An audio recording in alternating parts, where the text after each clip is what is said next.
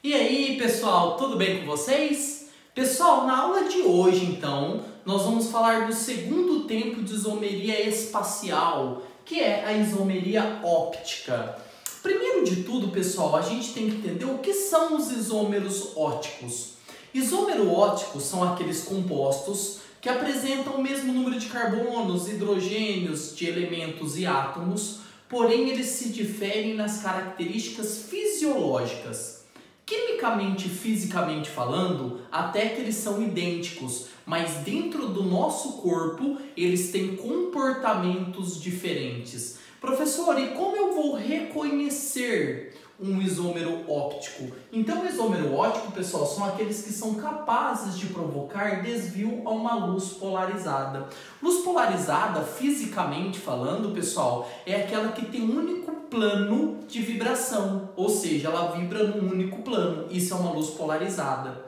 Quando você projeta uma luz polarizada num composto que apresenta isomeria óptica, ele tem a capacidade de provocar desvio nessa luz polarizada, ou para a direita ou para a esquerda, dependendo do isômero óptico. Tudo bem?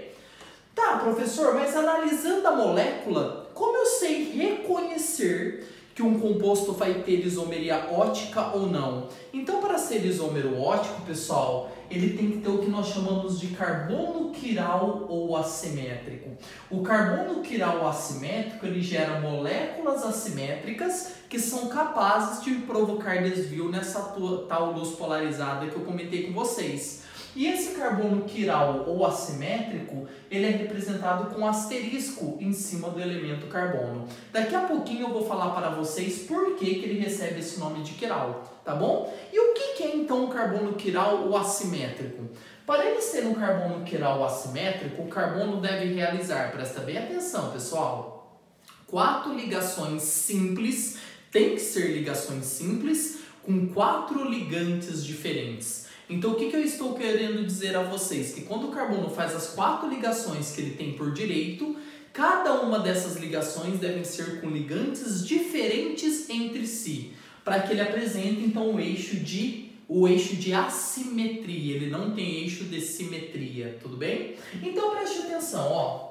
Dá uma olhadinha nesse carbono. Eu consigo perceber que em cima eu tenho um hidrogênio, do lado tem um cloro, que é um ligante diferente do de cima. O ligante de baixo é um bromo, que é diferente do cloro e do hidrogênio. E à esquerda eu tenho um radical metil.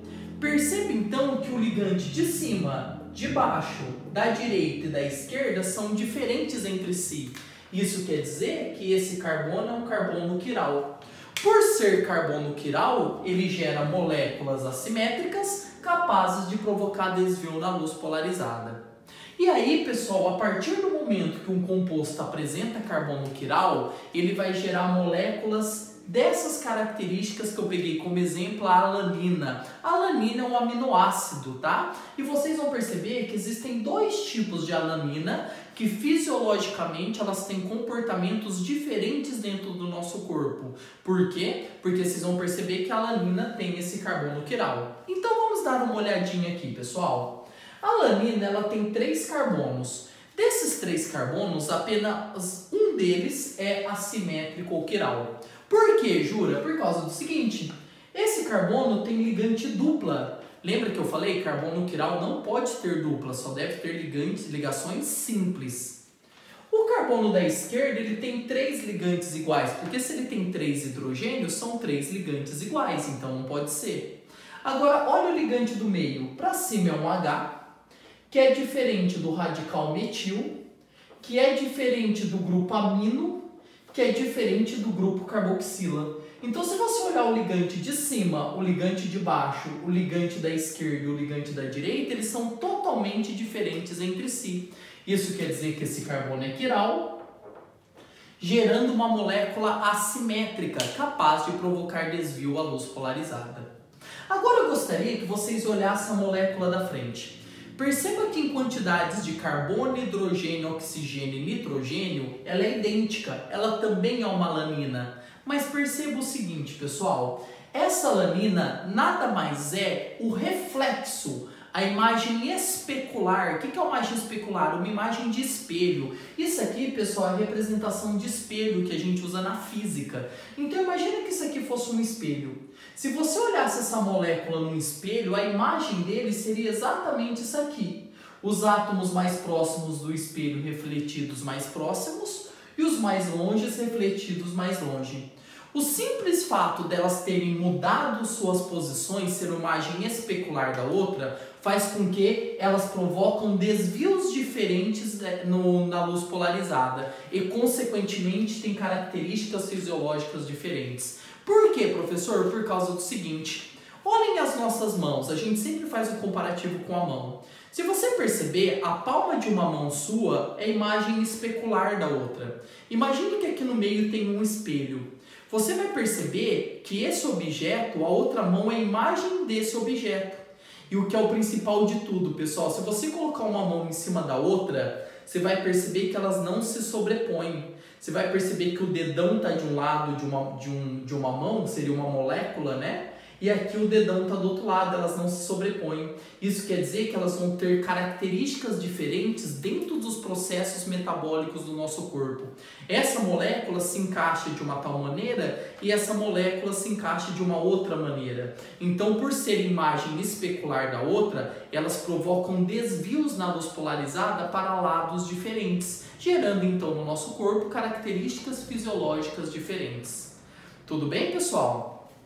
Esse par de compostos, ou seja, esses dois compostos, onde um é imagem especular do outro, vocês podem chamar eles de enantiômeros, enantiomorfos ou antípodas óticas. É o nome que a gente dá ao par de compostos onde um é imagem especular do outro.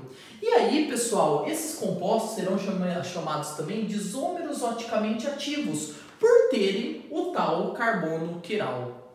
Aí vem a minha pergunta, professor, esse composto ele vai provocar desvio à luz e esse também. Mas para que lado vai ser desviada a luz? Para a direita ou para a esquerda? Pessoal, olhando na lousa, isso é impossível determinar. A gente só consegue determinar o plano de desvio através de um aparelho chamado polarímetro. O polarímetro ele consegue identificar o desvio da luz se é para a direita ou para a esquerda. O que a gente pode ter certeza é que um deles desvia a luz para a direita e o outro desvia para a esquerda. Aquela molécula que desvia a luz polarizada para a direita, a gente vai chamar de molécula destrógera, que desvia a luz polarizada para a direita. Para você não esquecer, associa destro, destro é direita, destro gira, gira para a direita, ok?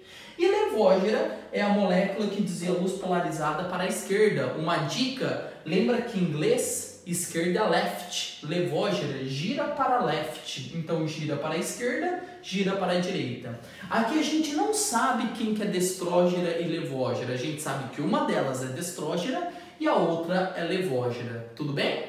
E vamos além ainda, pessoal. Quando eu pego uma destrógera e uma levógera e misturo em quantidades iguais, que a gente chama de equimolares, eu gero o que eu chamo de mistura racêmica, ou racemato, que é sinônimo, ou isômero oticamente inativo. Como gera esse inativo? Pensem bem. Se eu pegar um composto que gira graus para a direita e um outro composto que gira o mesmo grau para a esquerda, por exemplo, 5 graus para a direita, 5 graus para a esquerda. Quando eu misturá-los, o que vai acontecer com a projeção, com o ângulo de projeção? Vai zerar, porque um anula o efeito do outro. 5 para a direita, 5 para a esquerda, a hora que mistura, zera. Quando zera, a luz passa diretamente sem sofrer desvio. Então, torna-se uma mistura inativa. Então, para que tenha essa mistura inativa, você precisa, então, de uma mistura equimolar de destrógeno com levógeno. O que o Júlio está querendo dizer para vocês, galera? Que cada molécula que apresentar um carbono quiral, ele vai ter obrigatoriamente um levógeno, um destrógeno e uma mistura racêmica. Ou seja, ele vai ter dois isômeros ativos, que é um destrógeno e um levógeno, os dois são isômeros ativos porque provocam desvio na luz, e uma mistura racêmica inativa, que é formado da mistura dos dois. E aí vocês poderiam perguntar para o Jura, tudo bem, professor, mas se a molécula tiver mais de um carbono quiral, o que vai acontecer? Quando ela tem mais de um carbono quiral, vai gerar uma quantidade maior de destrógenos, levógenos e misturas racêmicas, que eu vou mostrar agora para vocês então. Vamos lá. Pessoal, muito bem então. Vamos dar uma olhada nessa molécula que eu tenho a representação de uma molécula de glicose, tudo bem? Vamos olhar a molécula de glicose então. Percebam que ela tem 6 carbonos, tanto que a fórmula da glicose é C6H12O6. Vários de vocês já conhecem a fórmula da glicose, ok? Então tem aqui, ó, 1, 2, 3, 4, 5, 6. Desses 6 carbonos, percebam que 2 deles não podem ser considerados quirais. Por quê? Esse carbono tem ligação dupla e lembra que um carbono quiral é aquele que tem que fazer 4 ligações simples. E o carbono da esquerda, o ligante da esquerda e de cima são iguais entre si. Aqui eu tenho H e aqui em cima eu também tenho H. Lembrando que para ser um carbono quiral assimétrico tem que ter 4 ligantes diferentes. Todos os outros, eles são carbonos assimétricos ou quirais, o que causa uma pequena confusão para os alunos. Por quê? Muitos alunos falam assim, professor, por que esse aqui é quiral? Se à esquerda eu tenho carbono e à direita eu tenho carbono. Aí que está o grande segredo, pessoal. Você não vai olhar só o elemento que está ao lado ou para cima ou para baixo. Você vai olhar todo o grupo orgânico que está preso a esse carbono. Como assim? Olhando esse carbono para cima eu tenho H, que é um ligante diferente, de OH, que é diferente desse grupo aqui, ó, carbonila, que é diferente de todo esse grupo que está do lado esquerdo. Ah, professor, então vou olhar toda a região. Sim, se você pegar todo esse ligante do lado esquerdo, ele é totalmente diferente do ligante do lado direito, que é diferente do de cima e diferente do de baixo. Se você fizer isso em todos os carbonos quirais, vocês vão perceber que nenhum dos ligantes são iguais entre si. Vejam, esse aqui, por exemplo, de cima é diferente do de baixo, que é diferente do da direita, que é diferente do grupo da esquerda. Isso quer dizer, então, que a glicose ela tem 4 carbonos quirais ou assimétricos. No exemplo que a gente viu agora há pouco da alanina, eu falei que pelo fato da alanina ter um carbono quiral, ela gera um destrógeno, um levógeno, ou seja, 2 isômeros ativos, levógeno e destrógeno, e uma mistura racêmica. E um composto que tem mais de um carbono quiral, no caso da glicose. Para você determinar o número de isômeros ativos, é só você jogar numa expressão algébrica muito simples. O número de isômeros oticamente ativos gerados será 2 elevado ao número de carbonos quirais. No caso da glicose, será 2 elevado a 4, que é o número de carbonos quirais que tem a molécula da glicose. Isso, 2 elevado a 4 dá 16. Isso quer dizer que a glicose, pessoal, pode gerar 16 tipos de isômeros opticamente ativos. 16 tipos de glicoses capazes de provocar desvio à luz. E ainda eu vou citar a vocês. Desses 16, a metade sempre vai girar para a direita, é destrógeno, e a outra metade será sempre levógeno. Professor, e se essa quantidade aqui der ímpar, nunca vai dar ímpar? Porque como é uma potência de base 2, então o valor sempre vai dar par. Vamos supor que eu tivesse 5 carbonos quirais. 2 elevado a 5, 32. 32 quer dizer que eu tenho 16 destrógenos e 16 levógenos. Tudo bem? E o número de isômeros oticamente inativos? O número de isômeros oticamente inativos, também conhecido como mistura racêmica, vai ser sempre o número de isômeros oticamente ativos dividido por 2. Ok, pessoal? Então, toda vez que você acha o número de isômeros ativos, você já consegue também achar o número de inativos dividido por 2. Como a glicose gerou 16 tipos de isômeros ativos, ela pode gerar 8 isômeros oticamente inativos. Então ela pode gerar 8 tipos diferentes de mistura racêmica. Por quê? Se eu tenho 8 destrógenos e 8 levógenos, eu posso ter 8 misturas equimolares diferentes, gerando 8 inativos. Então, pessoal, se a molécula tiver mais de um carbono assimétrico ou quiral, é só você jogar nessas expressões matemáticas que você calcula o número de ativos e inativos. Tudo bem? Professor, Essa regra que sempre dá certo, toma cuidado apenas quando tiver uma situação dessa. Dê uma olhadinha nesse caso, gente. Aqui eu tenho um carbono quiral, porque o ligante de cima é diferente do da de baixo, que é diferente do da esquerda, que é diferente do da direita. E esse também é um carbono quiral, porque em cima eu tenho OH, H, carboxila e esse grupo à esquerda. Porém, se vocês repararem, pessoal, percebe que os dois carbonos quirais, eles são quirais devido aos mesmos ligantes. Se você pegar esse carbono quirais, desse carbono quiral, os 4 ligantes dele são os mesmos ligantes desse aqui. Quando isso acontece, pessoal, eu vou ter para essa molécula um destrógeno, um levógeno e um isômero inativo, que agora eu não chamo de mistura racêmica.